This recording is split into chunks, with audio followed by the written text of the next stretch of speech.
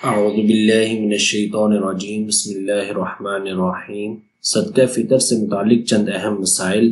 جو مسلمان اتنا مالدار ہو کہ اس پر زکوٰۃ واجب ہو یا زکوٰۃ واجب نہ ہو، لیکن قرض اور ضروری اسباب اور استعمال کی اشیاء سے زائد اس کے پاس اتنی قیمت یا مال یا اس کی ملکیت میں اتنی دولت ہو جس کی مالیت 52.5 تولے چاندی کی قیمت کے برابر یا اس سے زائد ہو جائے، تو عید الفطر کے دن اس پر صدقہ دینا واجب ہے، اور اسی صدقہ کو صدقہ فطر کہتے ہیں۔ جس طرح مالدار ہونے کی صورت میں مردوں پر صدقہ فطر ادا کرنا واجب ہے، اسی طرح اگر عورت صاحب نصاب ہو یا اس کی ملکیت میں قرض اور ضروری اسباب سے زائد اتنی قیمت کا مال یا کوئی دولت جس کی قیمت 52.5 تولہ چاندی کی قیمت کے برابر یا اس سے زائد ہو جائے، تو اس پر بھی صدقہ فطر ادا کرنا واجب ہے۔ اگر شوہر ادا کر دے اور بیوی کو بتا دے یا اس کی اجازت سے ادا کر دے تو صدقہ فطر ادا ہو جائے گا۔ مالدار عورت پر اپنا صدقہ فطر ادا کرنا تو واجب ہے، لیکن اس پر کسی اور کی طرف سے صدقہ فطر ادا کرنا واجب نہیں، یعنی بچوں کی طرف سے، ماں باپ کی طرف سے یا شوہر کی طرف سے عورت پر صدقہ فطر ادا کرنا واجب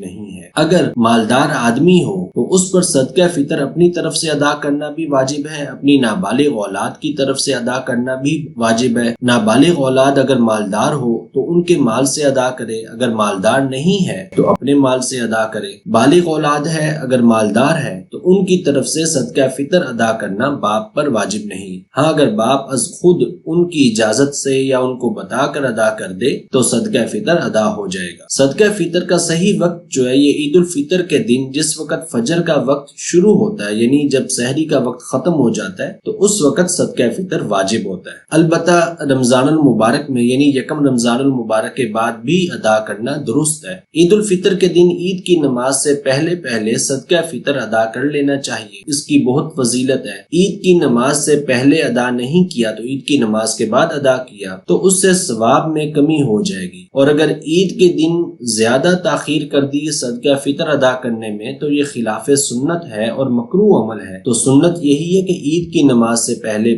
ادا کر دیں۔ اور ایک حدیث مبارکہ میں ہے، حضرت عبداللہ بن عباس رضی اللہ تعالیٰ عنہ سے مروی ہے کہ حضور نبی اکرم صلی اللہ علیہ وآلہ وسلم نے روزوں کو فضولیات کے اثرات سے پاک صاف کرنے کے لیے اور مسکینوں اور محتاجوں کے کھانے کا بندوبست کرنے کے لیے صدقہ فطر کو واجب قرار دیا۔